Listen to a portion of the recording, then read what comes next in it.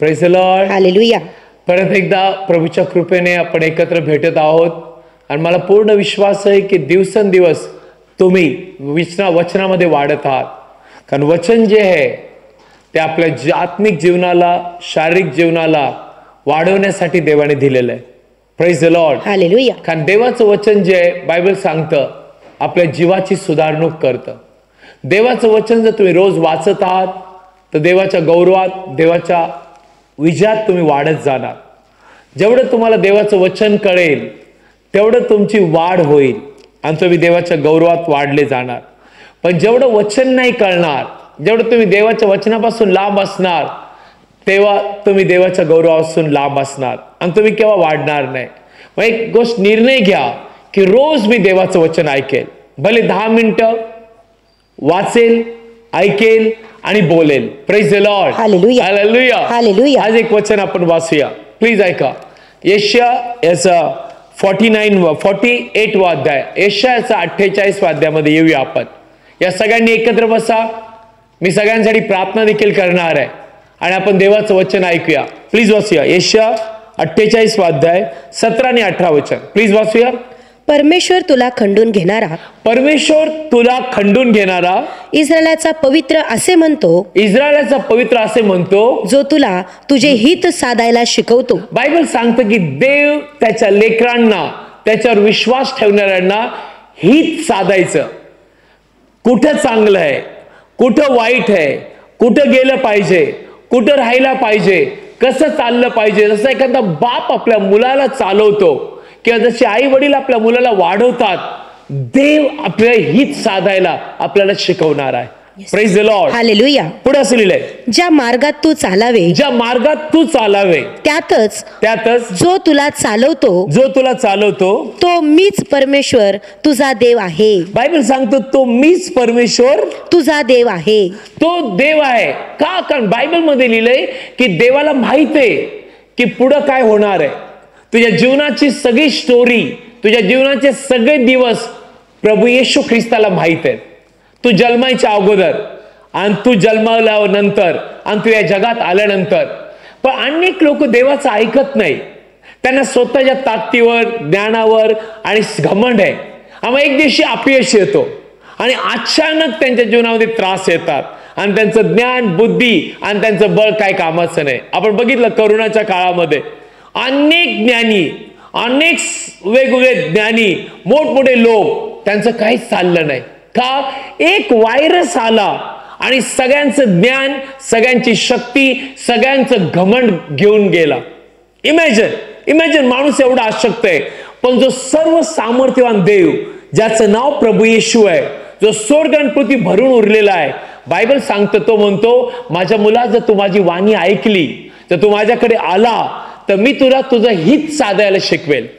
आतापर्यंत तुझं हित नाही झालं असेल, आतापर्यंत तू जीवनात केव्हा वर आला नसशील, जे काय करत असशील त्याच्यात अपयशच असेल आणि तुझ्या जीवनात केव्हा तू सुखी नसशील, आज तरी येशूची वाणी ऐक. कारण पुढे असं लिहिलंय, पुढचं वचन, आहा, तू माझ्या आज्ञा ऐकल्या असत्या, तू माझी वाणी किंवा आज्ञा ऐकल्या असत्या, देव म्हणतो, तर किती बरे झाले असते. तर किती बरे झाले असते. मग तुझी शांती नदीसारखी आणि तुझे न्याय पण समुद्राच्या लाटेंसारखे झाले असते. समुद्राच्या लाटेसारखे झाले असते. Praise the lord. हालेलुया. आज देव जर तुझ्या हृदयाशी बोलतोय तर प्लीज देवावरती भरोसा ठेवून जगायला आपलं हृदय तयार कर.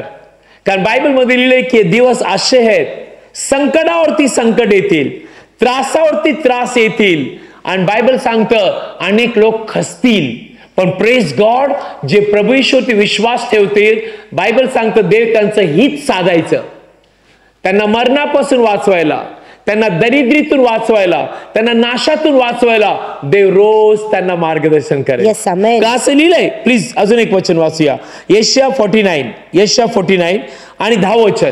यशाया 49 अध्याय आणि 10 वचनामध्ये आपण येऊया. वाचूया. जे भुकेले व तानेले होणार नाहीत आणि उष्णता व ऊन त्यांना मारणार नाहीत, कारण जो त्यांच्यावर दया करतो तो त्यांना चालवीत नेईल. ना 8व्या वचनापासून जाऊया म्हणजे तुम्हाला कळेल देवाचं वचन. प्लीज वाचूया. परमेश्वर असे म्हणतो, मान्य केलेल्या वेळेस मी तुला उत्तर दिले आहे आणि तारणाच्या दिवशी मी तुझे सहाय्य केले आहे आणि मी तुझे रक्षण करीन आणि तुला लोकांचा करार असा देईल, पृथ्वी स्थापायला, त्याच्याकडून ओसाड वतने वतन करून घ्यायला, बंदिवानास बाहेर जा असे म्हणायला, व जे अंधारात आहेत त्यांना तुम्ही दृष्टीस पडा असे म्हणायला मी तुला लोकांचा करार असा देईन. बायबल सांगतो मी तुझे तारण करणारा आणि तुझं रक्षण करणार आहे. आणि देव एवढंच नाही तर देव पुढे म्हणतो मी या सर्व जे अंधारात चालत आहेत, जे लोक बंदिवासात आहेत, या सगळ्यांसाठी मी तुझा उपयोग करेल. येस.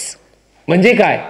म्हणजे देव म्हणतो तू शेपूट नाही राहणार, देव तुला मस्तक करेल. आमेन. याचा अर्थ देव तुला खाली नाही ठेवणार, देव तुला उंच करणार आहे. आणि पुढचं वचन असं लिहिलंय, ते मार्गावर चरतील व सगळे बोडके उंचवटे त्यांची कुरणे होतील.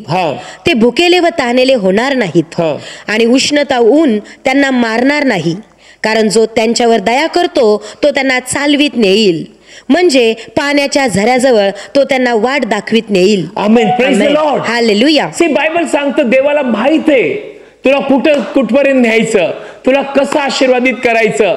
एखादा मेंढपाळाकडे बघा, जो मेंढपाळ असतो ना त्याला सतत एकच चिंता आणि एकच ध्येय असतं, म्हणजे माझे मेंढर कसे धष्टपुष्ट असतील, त्यांना पाणी कुठं मिळेल, त्यांना चारा कुठं मिळेल. आणि बायबल सांगतं मेंढरांचं एकच काम आहे की मेंढपाळाच्या मागे चालायचं. आणि मेंढपाळाला माहित आहे माझ्या मेंढरांना कसं तृप्त करायचं.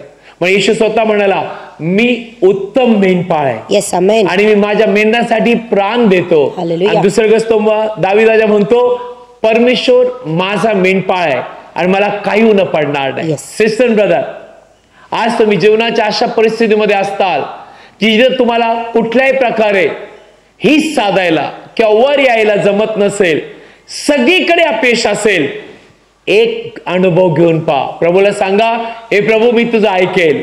आणि तर देवाचं ऐकलं तर शांती नदीसारखी वाहील.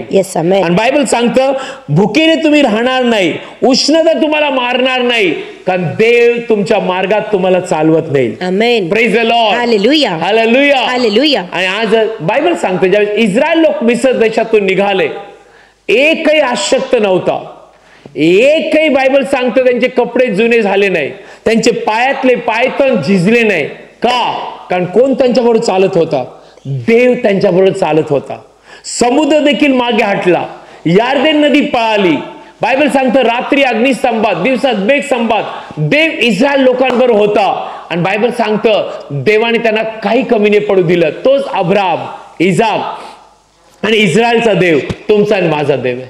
Praise the lord. हालेलुया. म्हणून बायबलचं वचन सांगतं तुम्ही स्तोत्र संहिता 77 मध्ये आलात, प्लीज या देवाचं वचन स्तोत्र संहिता मध्ये जर तुम्ही आलात आणि प्लीज 77 अध्यायामध्ये आलात, तुम्हाला कळेल मी काय बोलत आहे. प्लीज वाचूया, ऐका देवाचं वचन. 19 वचन, तुझा मार्ग समुद्रात होता. 7 वचन नंतर आपण खाली येऊया. 7 वचन 7 ते 9. प्रभू सर्व काळ टाकून देईल काय? तो आणखी कधी प्रसन्न होणार नाही काय? त्याची प्रेमदया सर्व काळ अगदी सरून गेली आहे काय? सर्व पिढ्यांपर्यंत त्याचे वचन टळून जाते काय? देव कृपाळू व्हायला विसरला आहे काय? क्रोधामुळे त्याने आपल्या कळवळ्याच्या करुणा बंद करून टाकल्या आहेत काय? बायबल सांगतो स्तोत्र संहिता लिहिणारा म्हणतो देव केव्हा विसरणार नाही, देव प्रेमदया केव्हा टाकणार नाही. तुम्हाला पुढे कळेल काय लिहिलेलं आहे. प्लीज वाचूया 16 वचन. जलांनी तुला पाहिले, हे देवा जलांनी तुला पाहिले ती भ्याली, खोल जले देखील डळमळली. मेघांनी पाणी ओतले, आभाळाने शब्द काढला, तुझे बाणही चोहोकडे सुटले. तुझ्या गर्जनेचा शब्द वावटळीत होता, विजांनी जग प्रकाशित केले, पृथ्वी थरथर कापून हल्ली.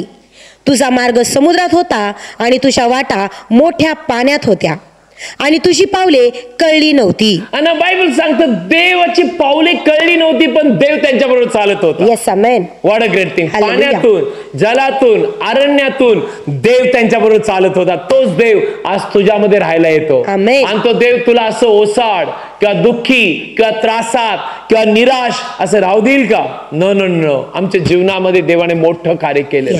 Praise the lord. हालेलुया. तोच प्रभू येशू याच्यासाठी स्वर्गातून आला की जेणेकरून तू आणि मी त्याचं ऐकावं, मग तू कुठल्याही मार्गात असशील, देव वाकडे मार्ग सरळ करणार आहे. येस आमेन. आणि बायबलचं वचन सांगतं, देव जर समुद्रात त्यांच्याबरोबर चालला, परत एकदा वाचूया 19 वचन, व्हेरी इम्पॉर्टंट. तुझा मार्ग समुद्रात होता. बायबल सांगतं देवाचा मार्ग समुद्रात होता. हा. आणि तुझ्या वाटा मोठ्या पाण्यात होत्या. हा. आणि तुझी पावले कळली नव्हती. ना पुढचं वचन, मोशे आणि अहरोन यांच्या हाताने तू आपल्या लोकांना कळपासारखे चालून नेले. एखादा मेंढपाळ जसं कळपाला चालवतो तसा देव इस्रायल लोकांना चालवत होता. समुद्रातून, वाळवंटातून, प्रत्येक नदीतून, प्रत्येक संकटातून. आणि बायबल सांगतं एकही अशक्त नव्हता. तोच देव आज तुझं हित साधायला, तुला उंच करायला, तुला जीवनामध्ये या जगामधून वर काढायला, त्याचं नाव येशू आहे. येस आमेन. आता तो तुझ्या जीवनात आहे. ते गोष्ट लक्षात ठेव. रोज सकाळी उठ, त्याच्याशी बोल, प्रभू येशूच्या नावात प्रार्थना कर, देवाचं वचन वाच आणि प्रभूला सांग की प्रभू हा दिवस जो आहे मी तुझ्या दैवी हाताकडे आणत आहे. पवित्र आत्मा मला सांग मी काय केलं पाहिजे, कसं चाललं पाहिजे, कोणाला भेटलं पाहिजे, काय काम केलं पाहिजे. देवाला लेकरं आवडतात म्हणून देव येशू काय म्हणला, जोपर्यंत तुम्ही लहान लेकरासारखं होत नाही तुमचा प्रवेश स्वर्गाच्या राज्यात होणार नाही. लहान लेकरासारखं आपण देवासमोर असलं पाहिजे. प्रभू मी जे करतो ते बरोबर आहे का? प्रभू मला हे काम करायचंय. प्रभू मी प्रवास करतोय. प्रभू मी हे निर्णय घेऊ का? आणि बायबल सांगतं देव तुझ्या हितासाठी तुला मार्गदर्शन करेल. Yes amen. Praise the lord. Hallelujah. तुमची इच्छा मी तुमच्यासाठी प्रार्थना करावी. Yes. या आपण प्रार्थना करूया. आणि आज हित करणारा देव, नदी सारखी शांती वाहणारा देव तुमची भेट घेईल. आमेन. त्याचं नाव प्रभू येशू आहे. Yes. डोळे बंद करा आणि माझ्या मागे प्लीज बोला पूर्ण हृदयाने आणि म्हणा, हे प्रभू येशू, हे प्रभू येशू, मी तुझ्यावर विश्वास ठेवतो. मी तुझ्यावर विश्वास ठेवतो. तू माझ्यासाठी आला, तू माझ्यासाठी आला, माझ्यासाठी प्राण दिला माझ्यासाठी प्राण दिला आणि तिसऱ्या दिवशी पुन्हा उठला आणि तिसऱ्या दिवशी पुन्हा उठला. असा माझा विश्वास. असा माझा विश्वास आहे. मला क्षमा कर प्रभू. मला क्षमा कर प्रभू. प्रभू येशू, प्रभू येशू, माझ्या हृदयात ये. माझ्या हृदयात ये. प्रभू येशू, प्रभू येशू, तू माझा तारणारा देव आहे. तू माझा तारणारा देव आहे. प्रभू येशू, प्रभू येशू, मी कबूल करतो. मी कबूल करतो आजपासून. प्रभू येशू, प्रभू येशू माझ्या जीवनाचा प्रभू आहे. माझ्या जीवनाचा प्रभू आहे. माझं तारण झालंय. माझं तारण झालं आहे. मी जिवंत देवाचं लेकरू आहे. मी जिवंत देवाचं लेकरू आहे. प्रभू येशूच्या नावात. प्रभू येशूच्या नावात. आमेन. आमेन. प्रार्थना करूया. फादर, प्रभू येशूच्या नावात आम्ही यांना आशीर्वाद देतो. पवित्र आत्म्याने, कृपेने, वचनाने, देवाच्या प्रीतीने आशीर्वादित व्हा. फादर प्लीज, ज्यांचं हित नाही झालेलं, ज्यांच्या जीवनामध्ये अपयश आहे, जे जीवनात केव्हाच आनंदी नाहीये, आज सगळी शैतानाची योजना, कार्य, प्लॅन आणि सगळी निराशेचा आत्मा, अपयशाचा आत्मा मी आज्ञा देतो, सोड त्यांना येशूच्या नावात.